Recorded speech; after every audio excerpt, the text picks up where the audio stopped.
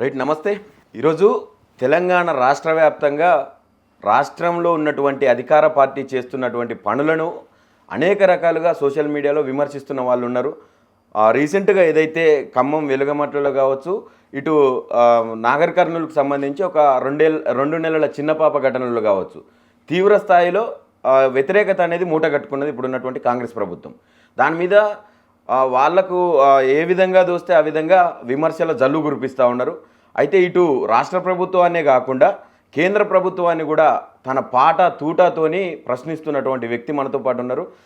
ఈ మధ్యకాలంలో ఆయన పేరు తెలియకుండానే ఆయన పాటలు చాలా విస్తృత స్థాయిలో రాష్ట్రం కావచ్చు, దేశం కావచ్చు, ఇట్లా వైరల్ అయినటువంటి సందర్భం కనిపిస్తూ ఉన్నది.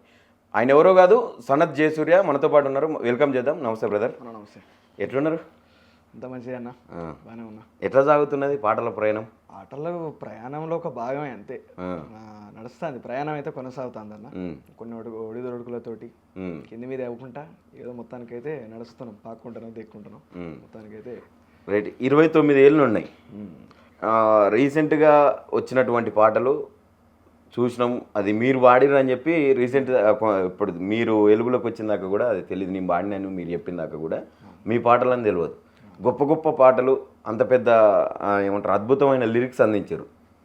ఈరోజు వెలుగమట్ల గ్రామానికి పోయినరు. ఆ ఖమ్మం బాధితులను చూసి అక్కడ ఒక పాట పుట్టింది, గదరన్న పాట అనుకుంటుంది. అవును, రామారావు మీద రాసిన పాట. ఈరోజు రేవంత్ రెడ్డికి మంచి యాప్ట్ అయింది ఆ పాట. ఆ పాట చూసిన తర్వాత మీకు వచ్చిన ఫోన్ కాల్స్ కావచ్చు, ఆ పాట చూసిన తర్వాత మీ పక్కనున్న వాళ్ళు, సన్నిహితులు మీ పట్ల చేసినటువంటి వ్యాఖ్యలు కావచ్చు, ఎట్లా ఉన్నాయి? అసలు ఎట్లా రిసీవ్ చేసుకున్నారు ప్రజలు? నిజానికి ఒక్క ఫోన్ కాల్ కూడా నాకు రాలేదు, ఇంతవరకు రాలేదు. వస్తుందేమో తెలియదు. కాకపోతే ఏంటంటే సొంత క్యాడర్ లోపలనే తీవ్రమైనటువంటి అసంతృప్తి ఉన్నది రేవంత్ రెడ్డికి, సొంత పార్టీ లోపలనే ఉన్నది. కాబట్టి ఎక్కడి నుంచి కూడా మనకు అట్లా వ్యతిరేకత వస్తుంది, మన మీద దాడి జరుగుతుందనే ఆలోచన అయితే నాకు ఇంతవరకు రాలేదు. అసలు విస్తృతంగా ప్రజల లోపలికి వెళ్ళిపోయింది. పోయినటువంటి విషయం ఏంటిది? జనం బాధను ప్రజలంతా కూడా, తెలంగాణ రాష్ట్ర ప్రజలంతా కూడా కండ్లారా చూసిండ్రు. సో దాన్ని సమర్థించుకునేటటువంటి అవకాశం అనేది సొంత పార్టీకే లేదు, ఏ నాయకునికి లేదు. దాన్ని ఎట్లా సమర్థించుకోని వాళ్ళే తర్జన భర్జన అయిపోతున్నారు. ప్రజల లోపల అంత స్థాయి లోపల వ్యతిరేకత వచ్చింది. సో దాన్ని ఇంకా మనం ముందుకు ఇంకా విస్తృతంగా ప్రజల లోపలికి తీసుకెళ్లే ప్రయత్నం చేసినాం. కాబట్టి పాటకి ఎప్పుడు అపోజిషన్ అనేది ఉండదని నేను అనుకుంటా. అంటే దీన్ని ఎవరైనా చెప్పిర్రా ఈ ఇష్యూ మీద పాట రాయమని చెప్పిర్రా? మీకే అట్లా అనిపించి బాధ అనిపించి రాసిన? అంటే నిజానికి ఆ పాట పుట్టిన నేపథ్యం అది ఎప్పుడో ఉంది. రామారావు మీద రాసినటువంటి పాట గద్దరన్న రాసి పాడింది. అయితే ఈ క్రమంలో నేను పృథ్వీరాజన కలిసి ప్రయాణం చేస్తున్నాం, వేరే మెదక్ జిల్లాకు ఏదో పని మీద వెళ్తున్నాము. వెళ్ళే క్రమంలో ఇట్లా అన్న వాళ్ళు అరెస్ట్ అయినరు. గ్రగన్న మిగతా జర్నలిస్ట్ మిత్రులు అందరూ కూడా అరెస్ట్ వెళ్ళే ఆ టైంలో అరెస్ట్ అయినని చెప్పి తెలవడంతో మేము ఎంబటే మా పని మేము ముగించుకొని మేము రిటర్న్ అయిపోయాం. రిటర్న్ అయిపోయే టైంలో మనం దీన్ని చాలా గట్టిగా ప్రశ్నించాలి సూర్య అని చెప్పి మేము ఇద్దరం కలిసి మాట్లాడుకుంటా అంటే అన్నాడు, అన్న నార్మల్గా ఏదేదో మాట్లాడుకుంటా పోతవురో రేవంత్ అని చెప్పి ఒక మాట అన్నాడు. అక్కడి నుంచి మేము పాట అనుకున్నాం. అది ఆ ప్రయాణం లోపలనే రాసేసినాం అన్నట్టు. వస్తా అంటేనే రాసేసినాం, పోయినాక ఇద్దరం కలిసి పాడినాం దాన్ని. సో అట్లా పుట్టింది ఆ పాట. కాకపోతే ఏంటంటే ఆ సిచ్యువేషన్కి, జరిగినటువంటి అన్యాయానికి ఆ పాట అనేది చాలా ఆప్ట్ అయిపోయింది అన్నట్టు. ఒకసారి వాడవా నా పాట? పోతవురో రేవంతు పేదొల్లా ఉసురుదలిగి, పోతవురో రేవంతు పేదొల్లా ఉసురుదలిగి, పోతవురో రేవంతు మా బిడ్డల ఉసురు దలిగి, పసిగుడ్డుల ఉసురు దలిగి, పోతవురో రేవంతు పేదొల్లా ఉసురు దలిగి, పోతవురో రేవంతు ప్రజాపాలన మాదని చెప్పి కరుడుగట్టిన కబ్జ కోరయినావు. ఖమ్మము జిల్లాల బుల్డోజరులతో కూలీల గుడిసెలు కూలగొట్టినవు. పొంగులేటికి తుమ్మలగానికి ఖమ్మం జిల్లాను అమ్ముకచ్చినవు. ఆ కూలీల ఉసురు దలిగి నువ్వు కూలిపోతావు కొడుకో, పోతవురో రేవంతు పేదొళ్ళ ఉసురు దలిగి, పోతవురో రేవంతు పసి గుడ్డుల ఉసురు దలిగి ఆ బిడ్డల ఉసురు దలిగి పోతవురో రేవంతు పేదొల్ల ఉసురు దలిగి పోతవురో రేవంతు పసి గొంతులు దడుప నీలియమంటే నిల్వ నీడలేకుంట చేసినవు నిల్వ నీడలేకుంట చేసినై కరెంటు కావాలి సారు అంటే ఉన్న గుడిసెను ఊడవీకినవు ఉన్న గుడిసెను ఊడవీకినవు పోలీసు బలగాల బలమున్నదాని లేనోళ్ళ భూముల్ల ఏలు పెడుతున్నావు లేనోళ్ళ భూముల్ల ఏళ్ళు పెడుతున్నావు లేనోళ్ళ గోసదలిగి నువ్వు ఆగామైతవు కొడుకో పోతవురో రేవంతు పేదొల్లా ఉసురు దలిగి పోతవురో రేవంతు. ఎక్సలెంట్ రాశారని పాట. అయితే ఈ మధ్య కాలంలో ఉన్నటువంటి గాయకులు పాటలు రాసేటోళ్ళు ఎవరైనా అది ఇప్పుడు గద్దర్ నుంచి వచ్చినటువంటి ఏదైతే లైన్ ఉందో అది మార్చేసిండ్రు. లేక సాఫీగా సాగిపోతున్నాయి పాటలు. ప్రభుత్వాలను విమర్శిస్తే కేసులు అవుతున్నాయి. ఇప్పుడు ఈ తెలంగాణ రాష్ట్రంలో ఇప్పుడున్నటువంటి కాంగ్రెస్ ప్రభుత్వం వల్ల రీట్వీట్లు చేస్తే ఎవరో ట్వీట్ చేసిన దాన్ని రీట్వీట్ చేస్తే కూడా కేసులు అవుతున్నటువంటి సందర్భం. కేసులు పెట్టి జైళ్ళల్లో ఇస్తున్నారు, రిమాండ్ చేస్తున్నారు. అట్లాంటి తరుణంలో ఈ పాటలు కూడా వాళ్ళని రా అని ఉచ్చరించడం కావచ్చు, ఇలాంటి లైను కొంత తప్పింది గాయకులల్లా, లిరిసిస్టులల్లా. మళ్ళీ మీరు తీసుకొస్తున్నారు, ఎట్లా అనిపిస్తుంది? అంత తీసుకొస్తున్నా అని చెప్పి నేను అనుకోనన్నా. అంటే ముందు అనేక మంది గొప్ప రచయితలు, కళాకారులు సాంస్కృతికంగా అది రాష్ట్ర ప్రయోజనాలని ఆశించి ముంగడి పోయి పనిచేసిన వాళ్ళు బొచ్చాడు మంది ఉన్నారు. అయితే కాకపోతే ఈనాటికి అట్లాంటి గాయకులు ఉన్నారు, వాళ్ళు లైమ్ లైట్లకు రావటం అంతే. 100% గ్రామీణ ప్రాంతాలలో అనేక మంది మాటలతోటి పాటలతోటి ప్రభుత్వాలను ప్రశ్నించుకుంటా చాలా గట్టి వాయిస్లు ఉన్నాయి. కాకపోతే ఏంటంటే అది విస్తృతంగా ప్రజల లోపలికి వెళ్ళే అవకాశం వాళ్ళకు లేకుండా పోయింది, అంతే తప్పించి లేరని కాదు. అయితే నాకు వచ్చినటువంటి అంటే ఈ అంతకుముందు 2-3 పాటల వల్ల వచ్చినటువంటి ప్రచారం ఇదంతా కూడా ఏంటంటే అది తీసుకెళ్తానేమో అన్నటువంటి ఆలోచన మీలాంటి వాళ్ళు అంటున్నారు. 100%. కాకపోతే ఏంటంటే ప్రయత్నం చేస్తా. అన్ని 1000 కాలాల్లో నాదో కాలు అవుతుంది కావచ్చు తప్పించి నేను ప్రత్యేకంగా తీసుకొచ్చేది ఏం లేదు. డెఫినెట్గా అట్లా ఎవరెవరైతే ముంగటికి వచ్చి పని చేస్తారో వాళ్ళందరితో కలిసి డెఫినెట్గా నేను పని చేయడానికి అట్లే ఆలోచనతోటే వస్తున్నాం. సామాజిక చైతన్యం తెచ్చే దిశగా ప్రయాణం చేస్తున్నాం. 2 ఏళ్ళు అవుతున్నది తెలంగాణలో కాంగ్రెస్ ఏర్పడి. చేస్తున్న పనులన్నీ చూస్తూ ఉన్నాం. ఇప్పుడు వెలుగుమాటలు ఒక్కటే కాదు, మూసీ పేరు మీద, సుందరీకరణ పేరు మీద 100 ఇండ్లు కూల్చిండ్రు ఇప్పటికీ. ఏమనిపిస్తుంది అన్న అసలు నిజంగా ప్రజాపాలన అని చెప్పిండ్రు? ఈయన రియల్ ఎస్టేట్ వ్యాపారం అనేటటువంటి ముసుగు లోపట అంటే ఈ ప్రకారంగా ఈయనే చేస్తున్నాడు. ఆయన భూములు కబ్జా పెట్టిండు, ఇక కబ్జా పెట్టిన భూములతోటి ఈయన వ్యాపారం చేస్తున్నాడు అంతే. ఒక రియల్ ఎస్టేట్ వ్యాపారి ప్రభుత్వంలోకి ఎంటర్ అయి ప్రభుత్వ వ్యవస్థను కూడా ఒక రియల్ ఎస్టేట్ దందాగా భావించి ఆయన ఎగ్జిక్యూట్ చేస్తున్నాడు. సో ఇక్కడ అదే జరుగుతుంది. మాకు విద్య, వైద్యం మెయిన్ కావాల్సింది ఇదే. తెలంగాణ ప్రజలు ఈనాటికి కోరుకునేది అదే. నిధులు నియామకాలని చెప్పి మనం అనుకున్నాం, ఆ లక్ష్యాలు పెట్టుకొని చేసినాం. నీళ్ళైనా నిధులైనా నియామకాలైనా దేనికోసం? ఇక్కడ ఉన్నటువంటి ప్రజలకు చాలా దారుణమైనటువంటి అన్యాయాన్ని ఎదుర్కొన్నారు గతం లోపట.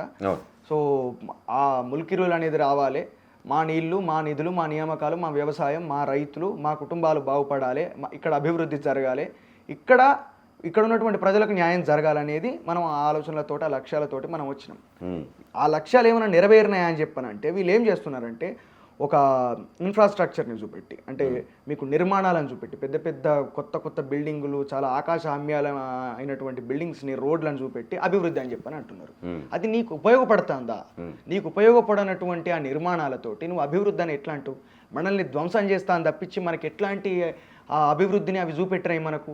ఇక్కడ ఉన్నటువంటి తెలంగాణ బిడ్డలకు నిజంగా న్యాయం జరిగింది. ఒక్కసారి గ్రామీణ ప్రాంతాలలోకి వెళ్దామన్నా, తెలంగాణలో ఉన్నటువంటి గ్రామీణ ప్రాంతాలు 20 సంవత్సరాల క్రితం మా సిటీ ఎట్లుండనో ఈ రోజుకి 20 సంవత్సరాలు గడిచిన తర్వాత కూడా ఆ వ్యవస్థ మారనటువంటి పరిస్థితి ఉంది అక్కడ.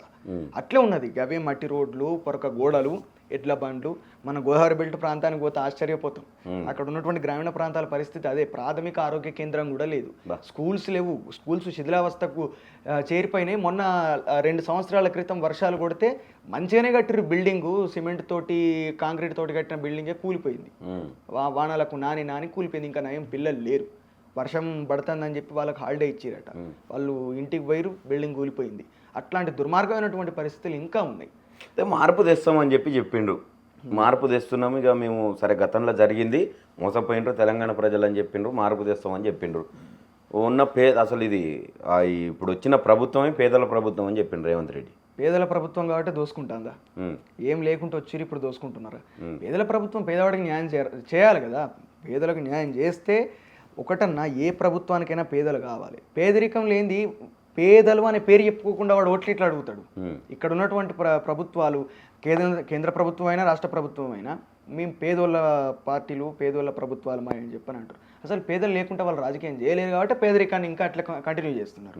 పేదలు లేకుంటే రాజకీయం ఎట్లా ఓట్లు అడుగుతారు? వాళ్ళు బూర్జువా పార్టీలు కదా. ఇప్పుడు కుమ్మరి ఘటనకు పోయినరు, మీరు కూడా పోయినరు. గ్రౌండ్ రియాలిటీ అసలు ఏందనేది వాట్ అనేది తెలిసింది మీకు కూడా. ఎందుకు అక్కడ ఇంకా జాప్యం జరుగుతుంది? ఒక 2 నెలల పసిగుడ్డు చనిపోతే ఈ రాజ్యంలో ఆమెకు న్యాయం చేసే ప్రభుత్వం కావచ్చు, అక్కడ ఉన్నటువంటి పోలీస్ అధికారులు కావచ్చు, ఎందుకు జాప్యం చేస్తూ ఉన్నారు? ఇంతకుముందు మనం అనుకున్నాం కదా, పేదల పార్టీ అయితే నిజానికి న్యాయం చేయాలి. పేదోళ్ళు కదా అక్కడ నిజంగా అన్యాయానికి గురి. అక్కడ ఏం జరుగుతుంది అసలు? అక్కడ మీరు వెళ్ళిండ్రు కదా, అక్కడ పోలీస్ వ్యవస్థ కావచ్చు, అక్కడ ఉన్నటువంటి ఎమ్మెల్యే కావచ్చు, పోలీస్ వ్యవస్థ మనం చూసినాం కదా. అక్కడ ఎస్పీ ఎంత దారుణంగా మాట్లాడి స్టేట్మెంట్లు ఇచ్చిండు. 4 పేర్లు ఎఫ్ఐఆర్లో రాసినాం అంటాడు, ఎఫ్ఐఆర్ 4 మీద చేసినాం అంటాడు, 3 ఆయన పేరు తెలియదట ఆయనకు. తెలియకుండా ఎఫ్ఐఆర్ ఎట్లా చేసిండు? ఏమని పెట్టినావు? మనిషి అని పెట్టినావా ఎఫ్ఐఆర్లో? ఇంకోటి మనిషి అని పెట్టినావా, రెడ్డి అని పెట్టినావు? ఏమని పెట్టినావు? ఏం మాట్లాడుతున్నాడో ఆయన కూడా అర్థం కాని పరిస్థితి. అక్కడ కంప్లీట్ గా నిర్లక్ష్యం, చిన్న చూపు, చులకన భావం, వీళ్ళది ఎంత అనేటటువంటి భావన, అగ్రవర్ణాల మీద ప్రేమ, ముఖ్యంగా అక్కడ ఉన్నటువంటి ఆ బలమైనటువంటి రెడ్డి సామాజిక వర్గం మీద ఉన్నటువంటి ప్రేమ. మళ్ళా ఆయన ముఖ్యమంత్రికి మంచి ఏదో దగ్గర రిలేషన్ ఉన్నట్టుగా కొన్ని విషయాలు తెలిసిన, వాస్తవం కాదో నాకు తెలియదు కానీ మొత్తానికైతే తన సొంత మనుషులను ఆశ్రిత జన పక్షపాతి రేవంత్ రెడ్డి అని చెప్పి చాలా స్పష్టంగా కనబడుతుంది అక్కడ. ఆయన సామాజిక వర్గాన్ని చాలా గొప్పగా కాపాడుకుంటున్నాడు రేవంత్ రెడ్డి. వాళ్ళు పరారులు ఎక్కడ ఉంటారన్నా, ఏడిపోతారన్నా, ఇవాళ రేపు సీమ చిటుక్కు అంటే వెళ్తారన్నా, అడవిలో నక్సలైట్లనే ఎక్కడ ఉన్న వెతికి మరి చెప్తారు. పరారీలు ఉన్న వాళ్ళు ఎక్కడ ఉన్నారో వీళ్ళు తెలియదా? ఫోన్లు ఉంటాయి, మనుషులు ఎంతలా దొరకబట్టచ్చని ఈనాటికి పరారులు ఉండరట. ఇదంతా కూడా నాటకం. అదే వర్గానికి సంబంధించినటువంటి, అదే కులానికి సంబంధించినటువంటి ఎమ్మెల్యే బయటకు వచ్చి మాట్లాడుతూ ఉన్నాడు. అక్కడ అసలు ఆ ఘటన వల్ల, ఆ ఘర్షణ వల్ల ఏం చనిపోలేదా పాప అని చెప్పి వీర్లపల్లి శంకర్ కాంగ్రెస్ ఎమ్మెల్యే మాట్లాడుతూ ఉన్నాడు, రజక ఎమ్మెల్యే. అంటే బానిస ఎక్కడున్నా బానిసే. మన సామాజిక వర్గమా అవతల సామాజిక వర్గమా, బానిసత్వాన్ని మించినటువంటి ద్రోహం ఇంకొకటి లేదు. ఈరోజు రేవంత్ రెడ్డికి ఒక బానిస లెక్క ఆయన ఉన్నాడు కాబట్టి ఆ ఎమ్మెల్యే ఆయన ఆ రకంగా మాట్లాడాడు. నిజంగా ఒక ప్రజాప్రతినిధిగా మాట్లాడాల్సినటువంటి మాటలేనా? ప్రజాప్రతినిధి ఏది? ప్రజలకు ప్రతినిధి, ప్రజలకు న్యాయం జరగాలి.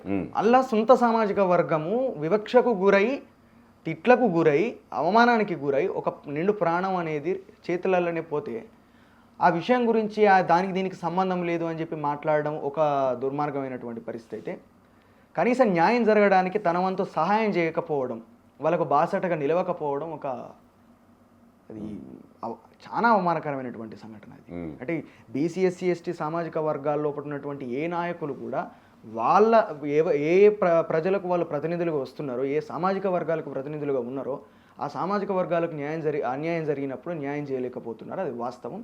అది వాళ్ళు ఎట్లా అంటే కంప్లీట్గా బానిసత్వం అనేది వాళ్ళ మైండ్ల లోపల ఒక ఇంటర్ కరెంట్గా వాళ్ళకు జీర్ణం అయిపోయింది. కాబట్టి వాళ్ళు అటున్నా ఇటున్నా ఎటున్నా వాళ్ళు ద్రోహులే అవుతారు, వాళ్ళు బానిసలు అవుతారు. కాబట్టి ఇప్పుడు వాళ్ళు దోపిడీకి అలవాటు పడ్డారు. ఇప్పుడు ఈ సందర్భంలో ఒకటి ఏంటంటే వ్యవస్థ ఫస్ట్ వెళ్ళినప్పుడు వాళ్ళకు క్లారిటీతో పోతారు, ఏదో మేము చేయాలి, నిజాయితీగానే వస్తారు అన్న, ఎవరైనా నిజాయితీగానే పోతారు. అది పోలీస్ వ్యవస్థ అయినా, రాజకీయ వ్యవస్థ అయినా, ఇంకే వ్యవస్థ అయినా నిజాయితీతో మనం ఏదో పొడిచి పీకాలనే పోతారు. పోయినాక అసలు ముచ్చట అర్థమైపోతుంది, ఏది కూడా మన చేతుల్లో లేదని అర్థమైపోతుంది. అర్థమైపోయిన తర్వాత ఏమనుకుంటారంటే, రైట్ వాళ్ళ లెక్క మనం కూడా దోపిడీ చేసి వాళ్ళకు అనుయాయులుగా అనుచరులుగా అయిపోతే మనం బతికి బట్టగడదాం అని చెప్పి అనుకుంటారు. ఆ ఘటన మీద ఏమన్నా పాట పుట్టిందా? ఇక అనేక పాటలు వస్తున్నాయి. ఘటన మీద కొత్తగా ఏం పాట పుట్టలేదు, ప్రత్యేకంగా ఏం అట్లాంటి అన్యాయాలు అనేకం జరుగుతున్నాయి. సో ఆ ఘటన మీద ప్రత్యేకంగా ఏం పాట రాయలే. అట్లాంటి అన్ని సంఘటనలు కారంచేడు నుంచి మొదలు పెడితే ఇప్పటి వరకు జరిగినటువంటి సంఘటనలు పెద్ద తేడా. ఎందుకు అసలు ఈ సనత్ జయసూర్య పాటలను ఎందుకు ఎంచుకున్నాడు, ఈ దారి ఎందుకు ఎంచుకున్నాడు? అసలు పాటల దారి నేను ఎంచుకోలేదన్న, అదే వచ్చింది అంతే. పాట అనేది నాకు పాడేస్తుంది అంతే. అట్లా నేను గొప్ప సింగర్ని నేను అనుకోను, గొప్ప రచయితనని కూడా నేను అనుకోను. అసలు సాహిత్యంతో నాకు ఎట్లాంటి సంబంధం లేదు, నాకు ఎట్లాంటి సహచర్యం లేదు. వాళ్ళతోటి అసలు కవుల రాసినటువంటి పుస్తకాలను కూడా నేను ఇంతవరకు చదవాలి.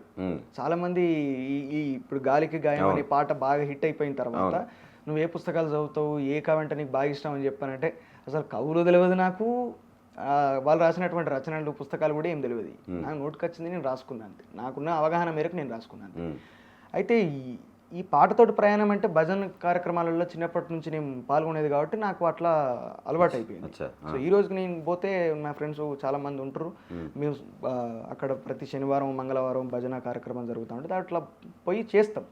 అయితే ఈ క్రమంలో ఏంటంటే ఎప్పుడైతే సామాజిక అంశాల మీద నేను మాట్లాడడం, లేకపోతే అటు వైపు వచ్చి నిలబడి ప్రజల లోపలికి విస్తృతంగా తిరగడం, అనేక ప్రాంతాలు తిరగడం, సామాజిక ఆర్థిక పరిస్థితులు, గ్రామీణ పరిస్థితులు అర్థం చేసుకోవడం అని మొదలుపెట్టిన తర్వాత దీన్ని జోడిస్తే బాగుంటుంది కదా అని చెప్పని అనుకున్నాను అంతే.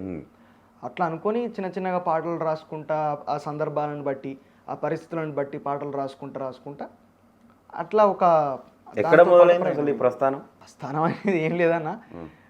మన ఈ హైదరాబాద్లోనే ఒక చిన్న పాప మీద అత్యాచారం జరిగింది, 6 ఏళ్ల పాప మీద. అప్పుడు దాన్ని ఆ బాధని ఎట్లా వ్యక్తపరచాలి, పాటతోటి వ్యక్తపరిస్తే బాగుంటుందని చెప్పని అనుకున్నాం. అప్పుడు ఒక పాట పుట్టింది అన్నట్టు. పేరు మారంగానే ఆది మరిసావో యాదగిరి నరసన్న, పేదోళ్ళ బతుకు చూడరన్నా, ఊరు మారంగానే ఊరకున్నావో యముడాల రాజరాజన్న, మాయతలేందో చూడరావన్నా, పసిబిడ్డను చెరచి ప్రాణాలు తీస్తే ఏ సొరికెలో దాగిరన్నా, నీకు కోపం ఎట్లా రాలేదన్నా, అన్నాని మిమ్ము నోరార పిలచినా, అన్నాని మిమ్ము నోరార పిలచిన, సెల్లెల్ల నుల్లెల్ల మన్ను గొట్టి పూజలందుకుంటివి, పేరు మారంగానే యాది మరిసావో యాదగిరి నరసన్న, పేదోళ్ళ బతుకు చూడరన్నా, రాజన్నా నీకు కోడెను గడితే కుక్కల కొడుకుల పుట్టించినావే, గొడ్డు రాళ్లకు బిడ్డలనిచ్చి బొందల గడ్డకు సాగనంపావే, కన్న కొడుకునే తెగ నరికి నోనివి నా కొడుకులనెందుకిడిసినవు, కామున్నే బూడిద చేసినోనివి కామాంధులనే చెయ్యవెందుకు, ముక్కంటివన్నా బిరుదెందుకయ్యా, నువ్వు ముక్కంటివన్నా బిరుదెందుకయ్యా, తెరవబోనియా కన్నెందుకయ్యా, పేరు మారంగానే యాది మరిసావో యాదగిరి నరసన్న, పేదోళ్ళ బతుకు చూడరన్నా. ఈ పాట పాడి రికార్డ్ చేసి మేము యూట్యూబ్లో పెట్టంగానే ఒకటేసారి అనుకోకుండా వ్యూస్ 500,000 పోయింది అప్పుడు. ఆ పాట దగ్గర దగ్గర 3 సంవత్సరాలు 4 సంవత్సరాలు అవుతుంది. అప్పుడు రైట్ ఎంతో కొంత నేను కూడా మంచిగా సాహిత్యం ఉన్నదేమో నా లోపట, రాయగలుగుతానేమో అని అప్పుడు అనిపించింది. అప్పుడు సందర్భాన్ని బట్టి ఏదో ఒకటి అదొకటి పాటలు రాసుకుంటా రికార్డ్ చేసుకుంటా అట్లా దేవుని పాటలు కూడా చేసిన తర్వాత అది బంద్ అయింది. ఇప్పుడు సరే దేవుని పాటలు చేసిన అని చెప్తున్నావు, ఇప్పుడు సనత్ జయసూర్య అంటే ఒక లెఫ్టిస్ట్ అని చెప్పి ప్రజలందరి అభిప్రాయం, యాక్సెప్ట్ చేస్తారా దాన్ని? అంటే 2 ఉన్నాయి, ప్రజలు ఆలోచిస్తున్నారు. లివ్ అని అనం మనం, రైట్ లెఫ్ట్ అంటే బిలీవర్స్ నాన్ బిలీవర్స్. ప్రజల సంబంధించి నేను ఒక సిస్టమిక్ నెగ్లిజెన్స్కి నేను ఒక విక్టిమ్. సో నేను ప్రభుత్వాలను ప్రశ్నించుకుంటా పాటలు పాడుతున్నా, మాటలు మాట్లాడుతున్నా, సామాజిక అంశాలను అర్థం చేసుకొని దాని యొక్క మూలం ఏందనేది చూస్తున్నా, దాన్ని బట్టి ఆ చరిత్రను అవగాహన చేసుకొని మాట్లాడుతున్నా. సో ఇది మాట్లాడినప్పుడు, తర్కించినప్పుడు, విషయాన్ని పూర్తిగా ఆ లోతైనటువంటి అధ్యయనం చేసి వాస్తవాన్ని బయటికి చెప్పినప్పుడు అది లెఫ్ట్ అయితే నేను లెఫ్టే, అట్లా చేసుడు లెఫ్ట్, తర్కించడం లెఫ్ట్ అయితే నేను లెఫ్టే.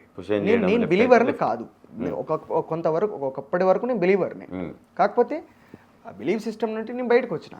కాకపోతే ఎదుటి వాళ్ళ యొక్క మనోభావాల్ని, వాళ్ళ భక్తిని, వాళ్ళ ఆలోచనలని నేను అస్సలు వ్యతిరేకించా, ఇంకొకరి అభిప్రాయంతో నాకు సంబంధం లేదు. రైట్గా ఆపరేషన్ ఖగార్ అని చెప్పి స్టార్ట్ చేసింది కేంద్ర ప్రభుత్వం. ఎట్లా అనిపిస్తుంది? స్టార్టింగ్ దగ్గర నుంచి చూస్తున్నాం, వేలాది మందిని చంపినారు ఇప్పటికీ, అయితే లొంగిపో లేదా చచ్చిపో అనే కాన్సెప్ట్ తోటి నడుస్తూ ఉన్నది.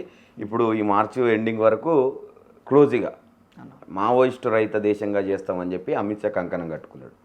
ఏం చెప్పాలనుకుంటున్నారు కేంద్ర ప్రభుత్వానికి? అసలు ఆపరేషన్ ఖగార్ మీద మీ అభిప్రాయం ఏంటి? కేంద్ర ప్రభుత్వానికి అనేక విషయాలు చెప్పాలి, ఒక విషయం అని కాదు, కేవలం మావోయిస్టుల విషయం లోపడానికి కాదు, ప్రజల అవసరాలకు సంబంధించి, వాళ్ళు ఇచ్చినటువంటి హామీలకు సంబంధించి అన్ని విషయాలు వాళ్ళతోటి పంచాయతీ పెట్టుకోవడానికి వచ్చే విషయాలు. నక్సలిజం మాత్రమే కాదు, కాకపోతే మీరు ప్రత్యేకంగా ఆపరేషన్ ఖగార్ గురించి మాట్లాడారు కాబట్టి అసలు భారతదేశ ప్రజాస్వామ్య వ్యవస్థకే అది వ్యతిరేకం.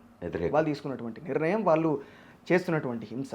అరే ఉగ్రవాద రహిత భారతదేశంగా నువ్వు ఎందుకు చెయ్యవు?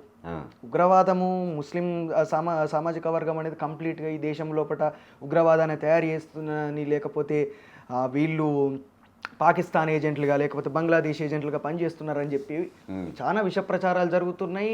ప్రతిరోజు సోషల్ మీడియాలో వచ్చేటటువంటి పోస్టులు కావచ్చు, వాళ్ళ మీద జరిగేటటువంటి ప్రచారం కావచ్చు, కంప్లీట్గా మనం చూస్తున్నాం కదా. సో మనకేం కావాలి? టెర్రరిజం లేనటువంటి భారతదేశం కావాలి, ఉగ్రవాద రహిత భారతదేశం. అరే ఢిల్లీ లోపట ఎర్రకోటకు అత్యంత సమీపంలో దేశ ప్రధానమంత్రి నివసించేటటువంటి క్యాపిటల్ సిటీ లోపట 20 మందిని చంపేటటువంటి అతిపెద్ద బాంబ్ బ్లాస్ట్ జరిగితే ఇంతవరకు దాని గురించి ప్రజల మధ్య చర్చ జరగకుండా అనేక విషయాలను తీసుకొని వచ్చారు. మనం ఈరోజు ఇరాన్ గురించి మాట్లాడుతున్నాము, బంగ్లాదేశ్ గురించి మాట్లాడుతున్నాము, ఇజ్రాయెల్ గురించి మాట్లాడుతున్నాము. ట్రంప్ కరెక్టా, నెతన్యాహు కరెక్టా, అసలు వీళ్ళిద్దరితో పోరాటం చేసేటటువంటి వాళ్ళు కరెక్టా? ఇంత చర్చ జరుగుతున్నది. భారతదేశంలో జరిగేటటువంటి అట్రాసిటీస్ గురించి ఎందుకు చర్చ జరుగుతుంది? కుమ్మెర బాధితుల గురించి చర్చ జరిగేది సోషల్ మీడియా లోపల, లేకపోతే మొన్న అక్కడ భూదాన్ భూములకు సంబంధించినటువంటి ఇష్యూ గురించి చర్చ జరిగేది. ఇవన్నీ జరుగుతాయి. కాబట్టి ఆపరేషన్ కగార్ అనేది ప్రజాస్వామికంగా కరెక్ట్ కాదు. మనిషిని చంపడం, అరే నేరస్తునికి కూడా హక్కులు ఇచ్చి ఖైదీలకు కూడా హక్కులు ఇచ్చినటువంటి ప్రజాస్వామ్య వ్యవస్థ కదా మనది. అంటే ఎందుకు నిజం వాస్తవం అనేది బయటికి రావాలి, నిజంగా చేసింది ఎవరు, చేయింది ఎవరు, ఎవరికి శిక్ష పడాలి అని చెప్పి అనేది చాలా లోతుగా మనకు అంత స్వేచ్ఛను అంత ఫ్రీడమ్ను ఇచ్చి అసలైనటువంటి నేరస్తునికే శిక్ష పడాలి అనేది ఒక పాయింట్గా పెట్టుకొని చేశారు అక్కడ. ఇక్కడ మనిషిని జీవించే హక్కును హరిస్తున్నాం.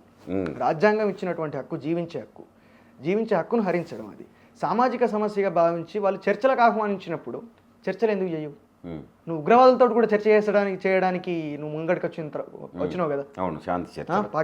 పాకిస్తాన్ తోటి శాంతి చర్చలు జరపడానికి కూడా నువ్వు ముంగడికి వచ్చినావు. ఉగ్రవాదులతోటి కూడా నువ్వు చర్చలు జరపడానికి ముందుకు వచ్చినావు. నీ అంతర్గతంగా వాళ్ళ హక్కుల కోసము, అడవి కోసము, ఆదివాసుల కోసం పోరాటం చేసేటటువంటి వ్యక్తుల కోసం నిలబడ్డోళ్ళు శాంతి చర్చలకు ఆహ్వానించినప్పుడు నువ్వు ఎందుకు శాంతి చర్చలకు అవకాశం ఇవ్వలేదని ఒక క్వశ్చన్ ఇస్తాం. అయితే ఇక మావోయిస్ట్ అని చెప్పానంటే, మావోయిస్టులకు నేను వాళ్ళ యొక్క ఆలోచన విధానానికి, వాళ్ళ త్యాగానికి, లేకపోతే ఇన్ని 40-50 సంవత్సరాలుగా అడవి లోపల ఉన్న వ్యక్తులు ఉన్నారు, చాలా గట్టి సంకల్పంతో ఉండే వాళ్ళు కావచ్చు. సరే వాళ్ళకు నేను చెప్పలేను, వాళ్ళు చెప్పేంత స్థాయిలో పట వాళ్ళు ఉన్నారని చెప్పి అనుకోవద్దు. కాకపోతే ఒక ఆకాంక్ష, ఒక ఆలోచన, ప్రజల తాలూకు పరిస్థితులు చేంజ్ అయినాయి, ఆలోచనలు చేంజ్ అయినాయి.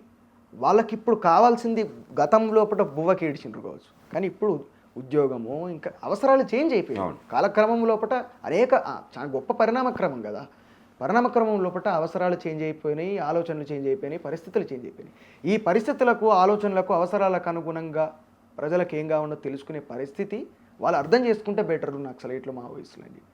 లేదు సరే ఓన్లీ కేవలం ఇప్పుడు ఆదివాసుల మీద ఎక్కువ హననం జరుగుతుంది, అక్కడ అసలు ఇంటర్నెట్ లేదు, అక్కడ ఏం జరుగుతుందో చూపించలేనటువంటి పరిస్థితులు ఉన్నాయి. సో వాళ్ళ వైపు నిలబడ్డరు కాబట్టి అక్కడి వరకు గొప్పగానే చూస్తాం.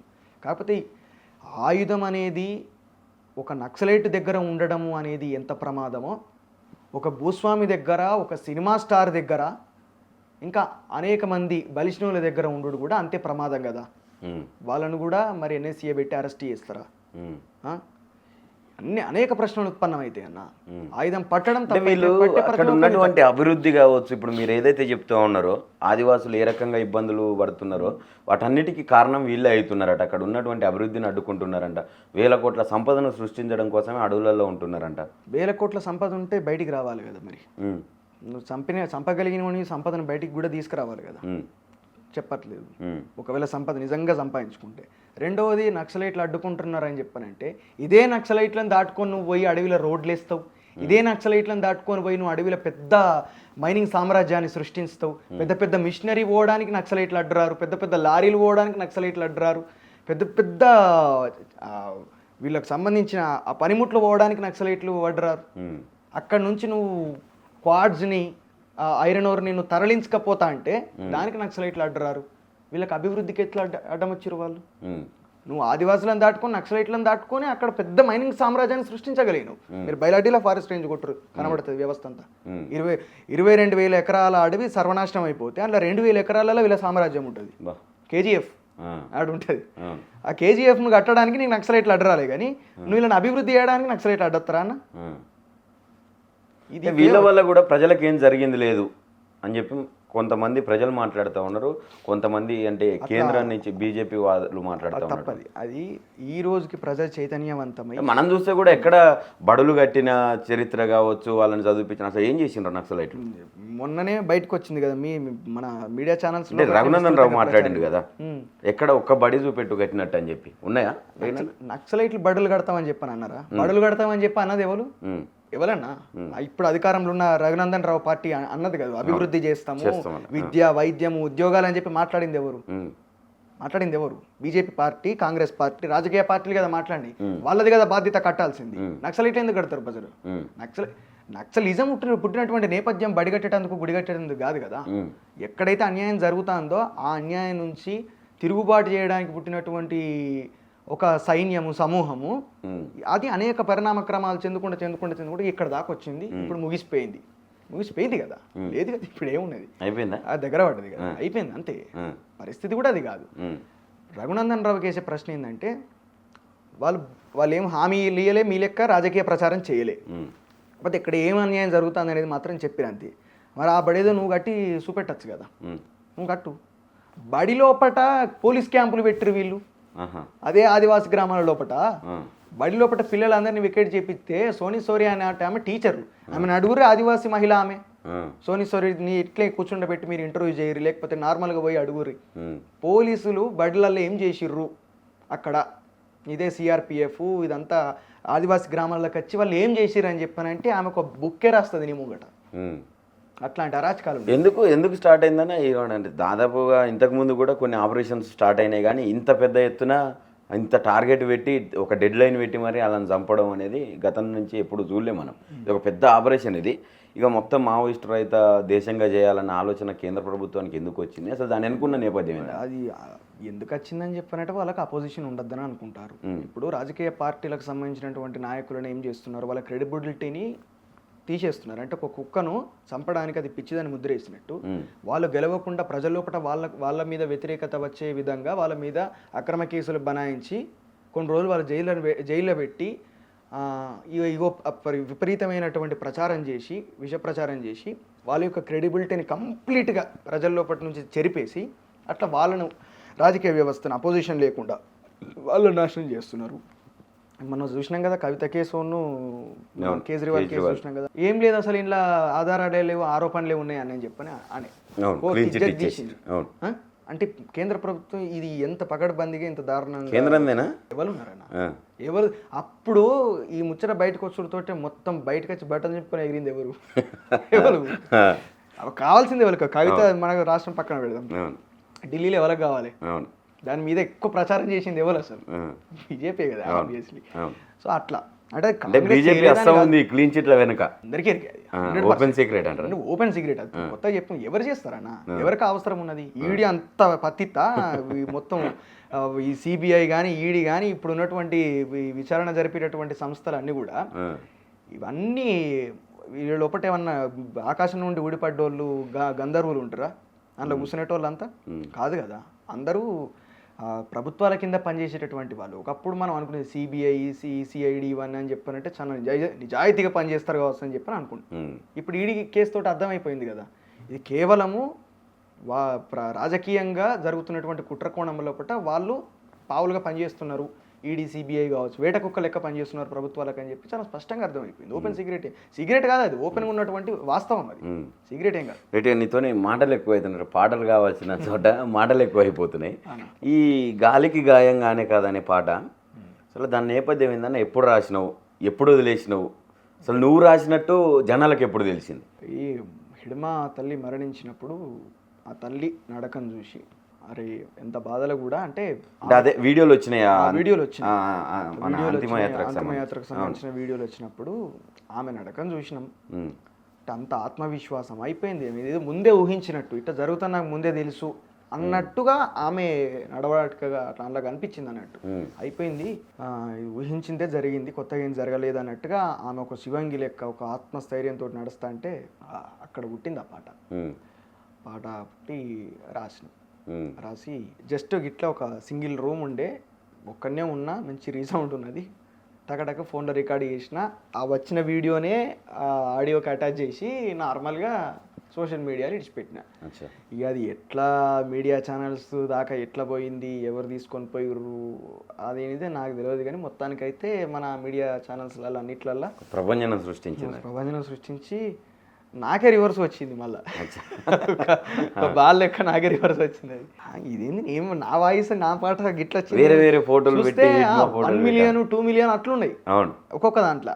అరే ఇదేంది గింతగానం పోయిందని చెప్పని అనుకున్నా. ఇక ఓకే పోన్లే అని చెప్పి ఇడిచిపెట్టి నేను. కాకపోతే ఏంటంటే ఈ పాట కంప్లీట్ చేయాలి ఏదో ఒక రోజు అని చెప్పని అనుకున్నాం. ఇక ఇంట్లో కింద కొంతమంది ఏం చేసుకున్నారంటే వాళ్ళు పెట్టిర్రు, పాట పెట్టిర్రు, రాసింది నేనే అని చెప్పి చెప్పుకున్నారు. ఇట్లా కూడా జరిగింది. సరే పోతే పోనీ అనుకున్నా. ఇక అనుకున్నా మనం చెప్పలేదు, చెప్పాల్సినటువంటి అవసరం కూడా లేదు. మళ్ళీ హీడు మా పాట మనకు నచ్చినట్లు అని చెప్పి కదిలిస్తే అన్నయ్య కన్ను ఉంటుంది. ఇక తర్వాత కాకపోతే మనకు చాలా మంది మనకు దగ్గర ఉన్న మీడియా మిత్రులకు రాసింది నేనంది. మన రాకేష్ అన్న వీళ్ళందరూ తెలిసినప్పుడు ఇక తర్వాత బయటకు వచ్చింది ఫుల్ సాంగ్ సర్వాడన్నమాట. గాలికి గాయం కానే కాదు, నిప్పుకు చెదలే పట్టబోదు, నీటిని ఎవ్వడు కోయలేడు, భూమిని ఎవ్వడు దాచలేడు, వీరులు తారలై నింగినున్నా పోరాటమన్నది ఆగబోదు, ఆ వీరయోధుని గన్న అమ్మ పుంజి కంటి నీటి చుక్కల నుండి పుడతారులే మళ్ళీ వేల యోధులు, పుడతారులే మళ్ళీ వీరయోధులు.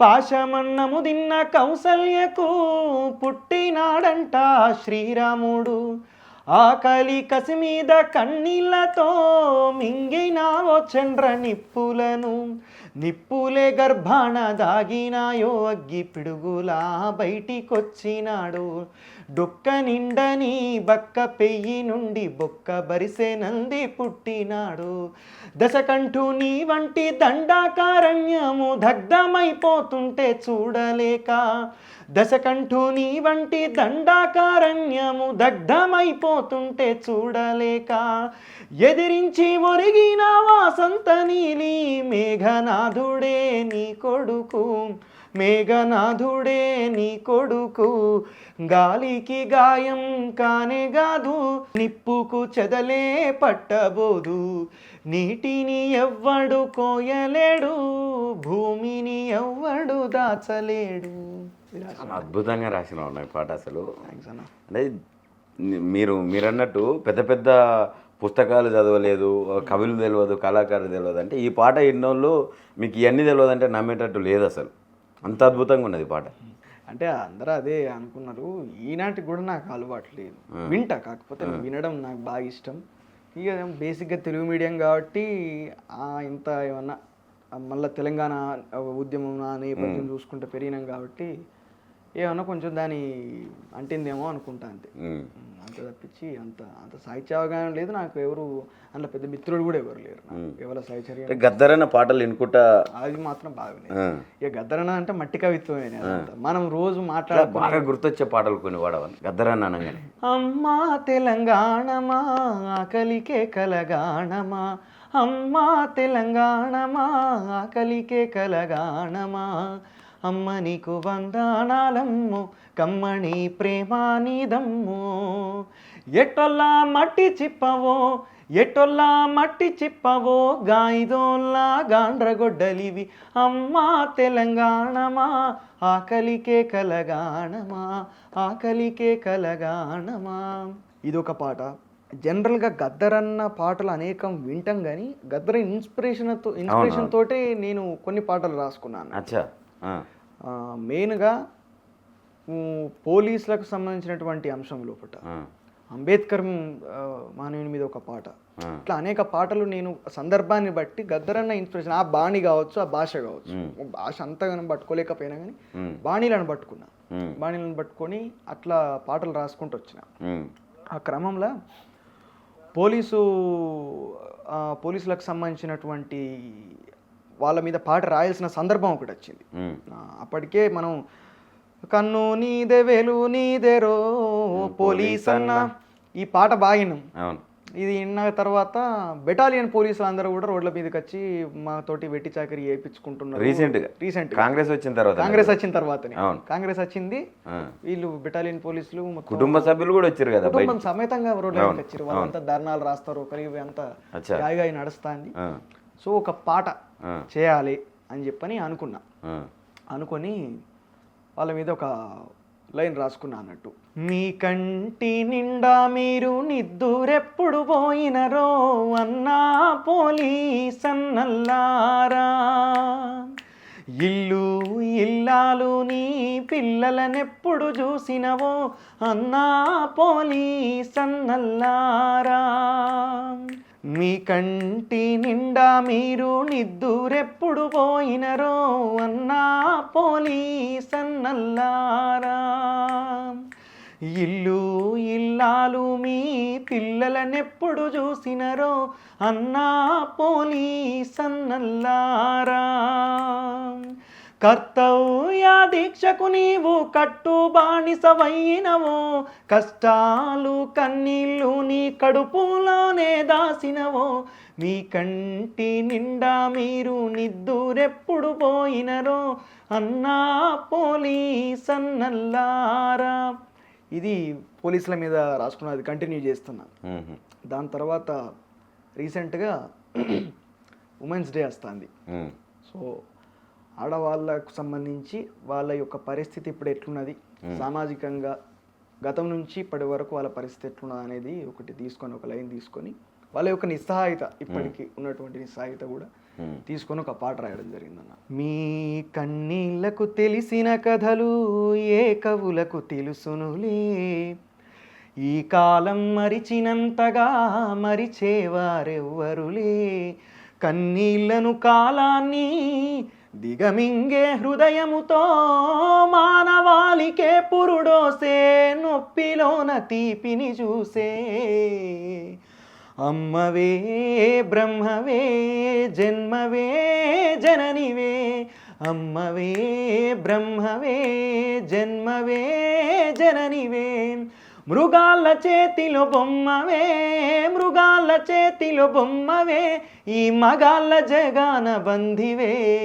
అమ్మవే బ్రహ్మవే జన్మవే జననివే, అమ్మగా స్పర్శతో కలిగించెలే చైతన్యము, పేగునే తెంచుతూ నినదించెలే స్వేచ్ఛను, తోడుగా పుట్టగా నింపావులే ధైర్యము, ప్రేమనే పంచుతూ అందించలే సహచర్యము, మీ దేహమే రణభూమిగా మీ బ్రతుకుతో పోరాటమే, విప్లవాలనే ప్రసవించే విశ్వజనని నీవే కదా, విశ్వనరుల చరిత్రలోనూ విషాదము మీదే కదా, అమ్మవే బ్రహ్మవే జన్మవే జననివే,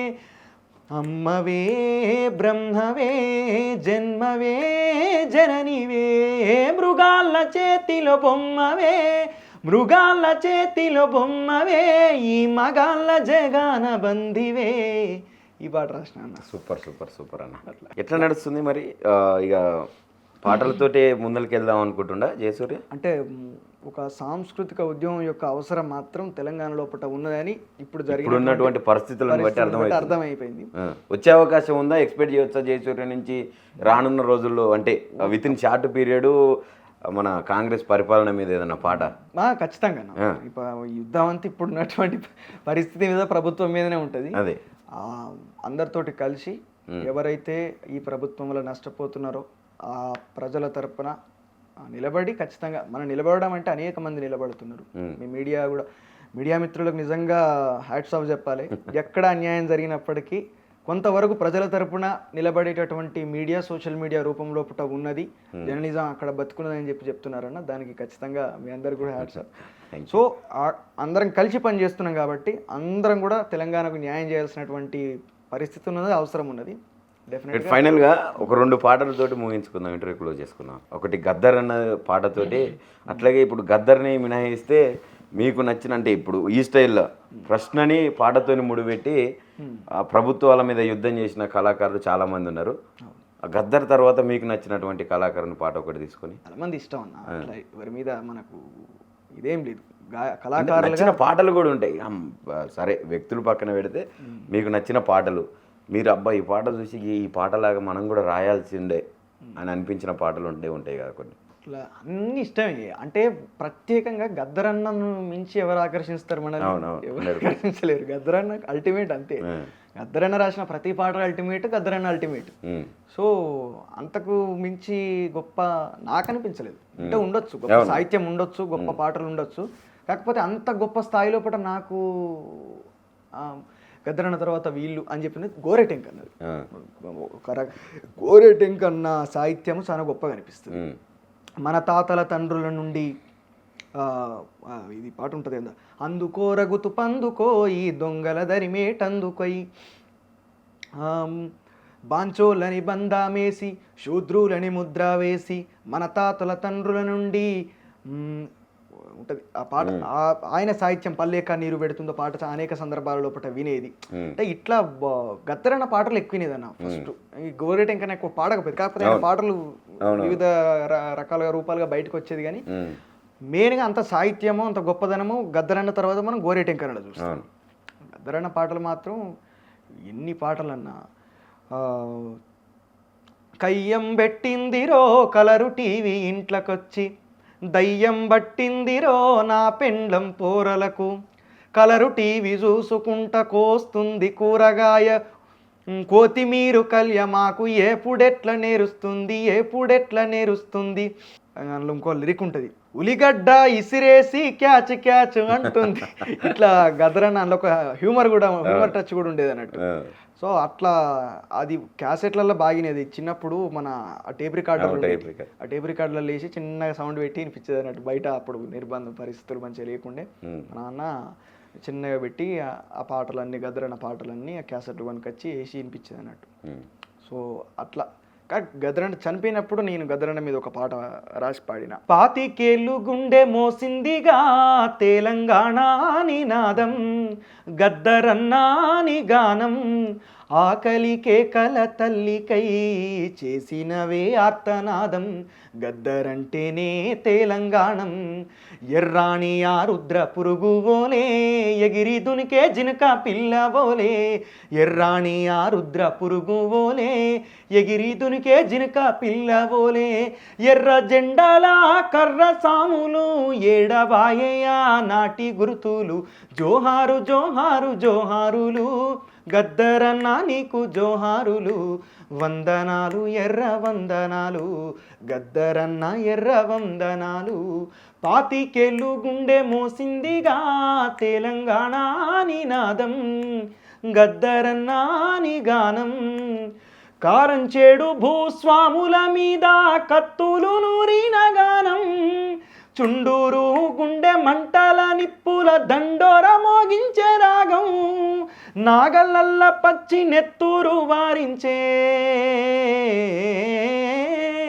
నాగల్లల్ల పచ్చి నెత్తూరు వారించే నార చంద్రబాబును వణికించిన గానం, జోహారు జోహారు జోహారులు, గద్దరన్న నీకు జోహారులు, వందనాలు ఎర్ర వందనాలు, గద్దరన్న ఎర్ర వందనాలు. ఈ పాట గద్దరన్న మీద ఆయన చనిపోయిన సందర్భంలో పట రాసినామన్న. Super super. ఫైనల్గా ఒక అమరుల యాదిలో ఒక పాటని గుర్తు చేసుకొని ఇంటర్వ్యూ క్లోజ్ చేద్దాం. తప్పకుండా అన్న. నేను రాసిన పాటే మా సిరిసిల్ల ఉమ్మడి కరీంనగర్ జిల్లా ఉన్నప్పుడు సిరిసిల్ల మానాల వాళ్ళ ఆ ఇన్సిడెంట్ గురించి తెలుసుకున్నప్పుడు పాట రాయాలనిపించింది. ఇప్పుడు చిన్నప్పుడు జరిగింది, విషం పెట్టి చంపారు.